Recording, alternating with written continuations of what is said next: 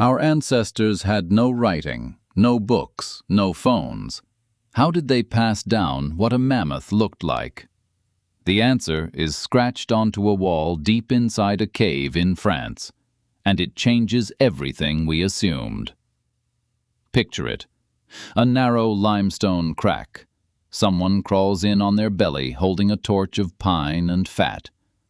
They go deeper than needed for shelter, deeper than needed for safety, into a chamber daylight never reached. They lift a hand to the wall and blow ochre powder through a hollow bone. A red halo appears. They leave.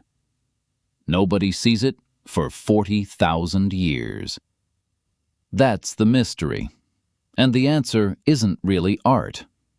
Cave art means paintings made by ancient humans between 45,000 and 10,000 years ago, deep underground.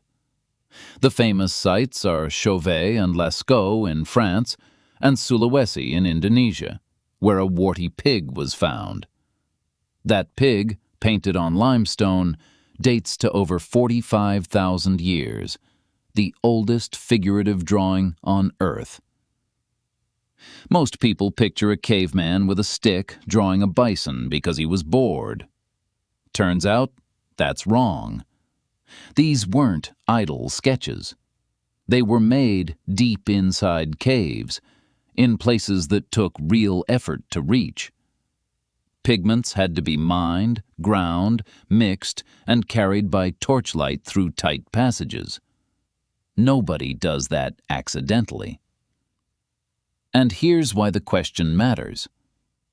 Somewhere in that 40,000-year window, a quiet species suddenly started leaving marks. Marks that outlived the hand that made them. A thought escapes a skull and lands forever on a wall. It's one of the strangest turns in our whole story. Basically, the start of self-awareness leaking outward. Which brings us to the first assumption most people have about cave art. And honestly, it's dead wrong. The obvious guess is that ancient humans drew what they saw, a kind of prehistoric visual diary. Today I hunted a deer. Yesterday my cousin got trampled. Look at our little village. That's what we expect. But that's not what's on the walls. Look at Chauvet. You'll find lions, rhinos, horses, bison, mammoths. Look at Lascaux. Same story. Bulls, stags, wild horses. Look at Sulawesi. Pigs, small buffalo called anoa there. What you almost never see is a landscape. No trees, no rivers, no sun, no moon. No huts anywhere. And here's the strangest gap of all. Almost no humans anywhere. Across dozens of caves, human figures stay rare. Hunting scenes, the thing you'd expect a hunter to draw, are so rare they're basically famous today. Instead, you get animals. And you get hands, handprints blown in ochre, one of humanity's most common motifs. In some caves, the handprints outnumber every other image combined. So this clearly wasn't a prehistoric daily diary. If it were, we'd see families, meals, tools, weather patterns. We don't see any of that on walls. We see the beasts that mattered, and the hands of the people who came quietly to the wall. So if cave art wasn't a diary, what was it? The first serious hypothesis? A visual language. Proto-writing, thousands of years before real script. Think about the problem our ancestors had. You know how to track a cave bear. You know which plants make you sick, where water hides. All of that lives inside your head. When you die, it dies with you. Unless, here's the leap, you can put it somewhere outside your head. A mark on a wall does that. A red dot, a line, the shape of a horse. These carry meaning across seasons, across winters, across generations.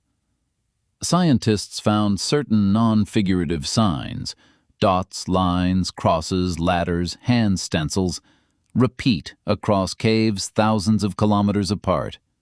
Same symbols everywhere. France, Spain, Indonesia, the same little shapes. Researchers counted around 32 recurring signs across Ice Age Europe alone.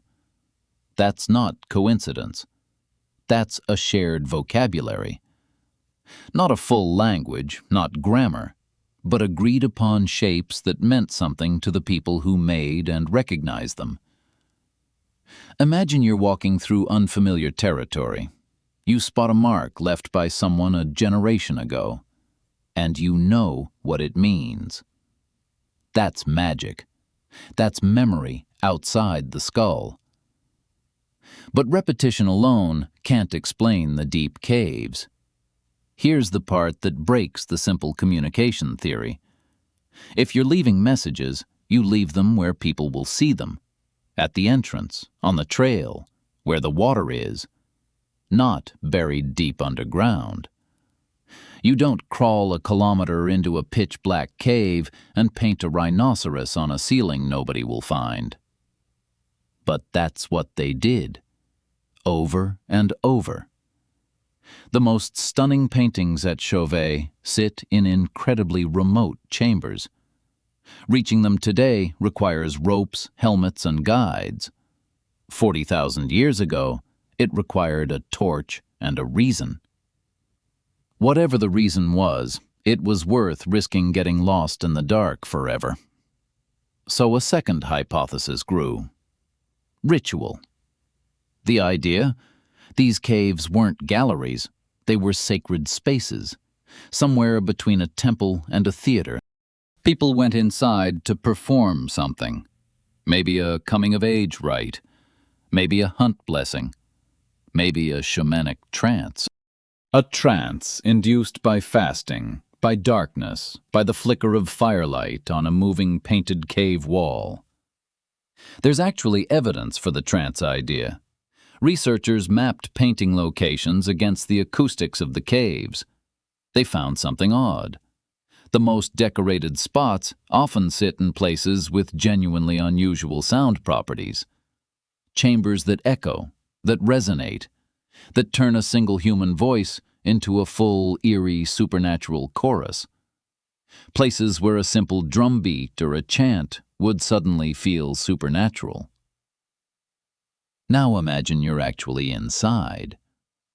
The torch is guttering. The walls seem to breathe. The horses painted on the rock look like they're moving. And you, a member of the top predator species, a super predator, as ecologists sometimes call us. And in this echoing dark chamber, you feel very small. That might be the very first religious experience. Then researchers noticed something strange about the hands on the cave walls, and the old assumption started to crack. For a long time, we assumed cave art was made by elite male hunters, a kind of prehistoric priesthood. It fit the stereotype. It fit the museum posters. It just felt right to 20th century archaeologists studying these caves. Then somebody actually measured the handprints on the walls, and the numbers told a very different story. Human hands have consistent proportions between fingers, and those proportions differ between men, women, adults, and children. When researchers analyzed hand stencils from caves in France and Spain, the results genuinely surprised the whole field.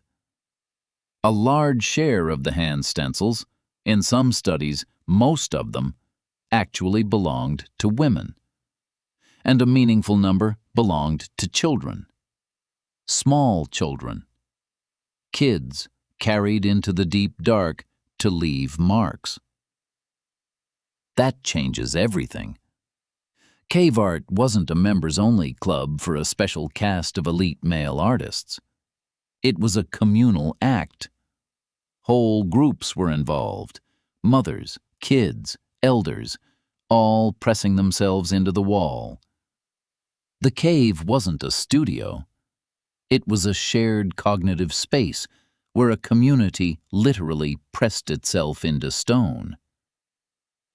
And that changes what drawing actually did to the brain. Because now we're not talking about art history. We're talking about neuroscience. When you draw something, you have to pull off a very strange cognitive trick. You take a three-dimensional, moving, breathing horse you've seen in the world and translate it into flat lines. That translation is enormous.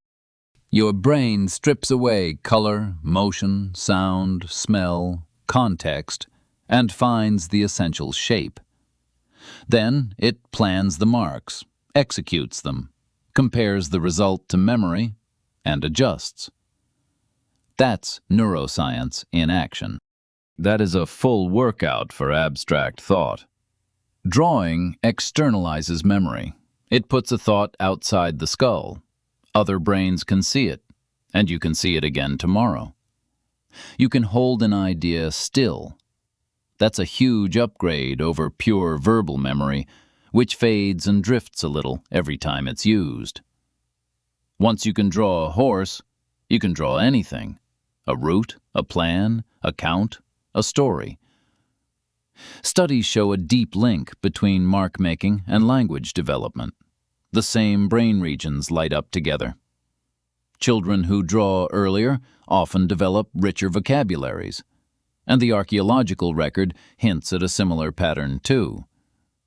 The explosion of symbolic art overlaps with more complex tools, longer distance trade, and more coordinated group hunting parties. It looks like a feedback loop. Drawing trained the very brain that made the drawing possible. Natural selection quietly rewarded the groups that could plan further ahead, hunt smarter, and share ideas across generations. Our ancestors weren't just decorating rocks. They were building the mental hardware for everything that came after. Which points to one deeper reason everything else eventually grew from that first painted line on stone. Here's the core insight. When you draw a mammoth on a wall, you have invented offline thinking itself. Before that, every thought had to happen inside a living brain. And when the brain died, the thought died. Knowledge was a flame you kept passing from one candle to the next, losing a little at every handoff. A mark on stone breaks that rule. It's a thought that doesn't need you to stay alive anymore. It can wait 40,000 years in the dark and still hand its meaning to whoever finds it next. That's an unbelievably powerful move. The first time information could persist outside biology in the history of Earth. Once you have that, culture becomes inherited software. Each generation doesn't reinvent fire or figure out migration paths from scratch anymore. They inherit a growing library of marks, symbols, stories, songs, and eventually writing, mathematics, science, everything downstream of one wall. Cave paintings are not the ancestors of the Mona Lisa. They're ancestors of the alphabet, the equation, the map, calendar. Which means every single screen that you look at, every glowing rectangle in your pocket, actually started inside a cave. Really? Every text message you've ever sent is a distant descendant of a hand stencil painted in Sulawesi. The impulse is identical. Take a thought. Put it somewhere it can outlive the moment. Trust someone else will understand. You still do this constantly and barely notice. You doodle in the margin of a notebook during a boring phone call. You send a friend a picture of a coffee cup instead of typing out 3 whole sentences about your morning. You use an emoji because a tiny yellow face carries an emotion far faster than any actual word could. Memes are cave paintings.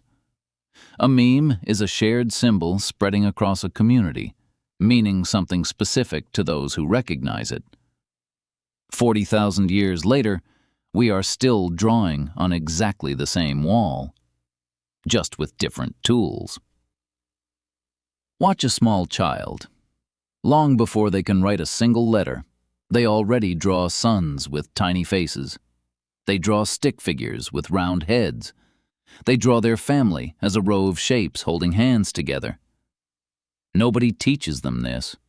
It comes out of them like language does. It is not a hobby, but becoming human. Every tool you use to think, a notebook, a whiteboard, a sticky note on your monitor, is externalized memory. It's you admitting your skull is too small, putting part of the thought outside where you can see it. You are still, in a very real way, a cave wall species. The wall just changed shape and moved indoors. There's a strange comfort in that. When you sketch a rough plan on a napkin, you're doing something ancient. The same thing a woman with ochre on her palm did in a torch-lit chamber thousands of years ago. You are pressing a piece of your mind into the world, so it doesn't vanish with you. If you like this, subscribe. I make videos about stuff I find interesting, questions I chase wherever they go. If you learned something today, there are more videos here about how our ancestors thought, lived, and became human. Here's the next question. When our ancestors started painting walls, they also started doing something else no animal does. They started burying their dead. On purpose. With care. Sometimes with flowers, sometimes tools, sometimes red ochre pigment. What does it mean when a species decides a body isn't meat, but something to be placed, covered, remembered? So why bury the dead at all? That's the next question we'll pull on